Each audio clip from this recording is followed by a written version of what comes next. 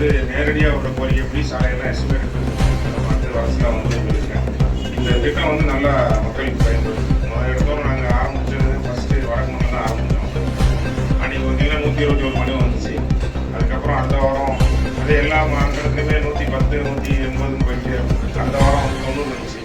சரி குறைஞ்சிட்டே வரும்னு நினச்சோம். இப்போ மக்களுக்கு வந்து தெரிஞ்சு போயிட்டு மாநகராட்சியில் புதன்கிழமை தமிழ்நாட்டில் நிறைய ஊரில் ஒரு டேட் இருக்குது. நம்ம புதன்கிழமை வச்சுருக்கோம். கரெக்டாக வந்துடுறாங்க. எந்த மண்டலம்னாலும் சரி அது ஆய்வுக்கு நானும் அனைவருக்கும் போவோம். போகிற நேரத்தில் பார்த்தீங்கன்னா 50 குறையாமல் வந்து கொண்டிருக்கு. வர மனுவெல்லாம் தீர்வு ரெவன்யூ சம்பந்தமாக உடனே வந்து சாலையை மட்டும் எடுத்து வச்சுருக்கோம். இப்போ ஃபர்தர் டெவலப் பண்ணுவோம். நல்லா தெரியும் டெக்னீஷியன் கலந்து கொண்டு இருக்கோம். நோயாளிகள் சாலை போட்டாச்சு. குடிநீர் தேடி வந்துட்டு இருக்கு.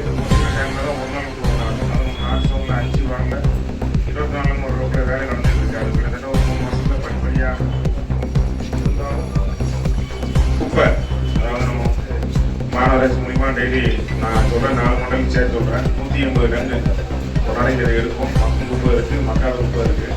பிளாஸ்டிக் பொருள் திருப்பி சவாலாக இருக்குது. அதாவது நம்மளே நீங்கள் பொதுமக்கள் வந்துருக்கீங்க வாயிலாக இருக்கிற பத்திரிகையாளர் நீங்கள் முடிவு பண்ணிக்கிட்டால் மட்டும்தான் அதை நிறுத்த முடியும். நாங்கள் எவ்வளவோ வந்து சின்ன சின்ன பெட்டி ஷாப் திருவோரங்களில் கடையாக இருந்தாலும் அதுக்கு அவதாரம் முடிக்கிறே கிடையாது. நம்மளோட நோக்கம் அதை வந்து துப்புரவாக இல்லாமல் ஆகணும்னா கிட்டத்தட்ட 2 வருஷத்துல வந்து ஒரு 80% இல்லாமல் இருக்குது. இருந்தாலும் இன்னும் வந்து இந்த குப்பைகளில் வந்து கேரி பேக் யூஸ் பண்ணுறாங்க. யூஸ் பண்ணாமல் வரும் சந்தைக்கு நம்ம செஞ்சு கொண்டு போகிறது. எப்படி கிட்டத்தட்ட ஒரு 5 லட்சம் மரம் நம்ம நகரத்தில் வச்சாச்சு. தவறுக்குளம் குப்பமல்ல இருந்து தெருவில் அந்தந்த ஸ்ட்ரீட்லாம் வச்சாச்சு. வருங்காலத்தில் எப்படி நம்ம பசுமையான தூத்துக்குடி மாற்றணும் அந்த கேரி பேக் வைக்கணும் கிடையாது.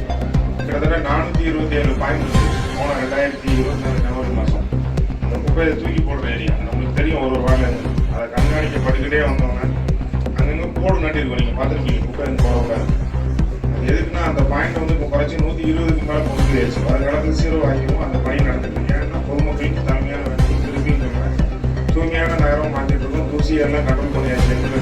அடுத்தடுத்த ஸ்டேஜ் போயிட்டு ஏற்கனவே சொன்ன மாதிரி பார்க்கில் எங்கெங்கே தேவைப்படுதோ பார்க் வச்சு கொடுப்போம். பொதுமக்கள் முதலில் கொடுத்து அனைவரும் கொண்டு இந்த வரிசையாக வாங்க.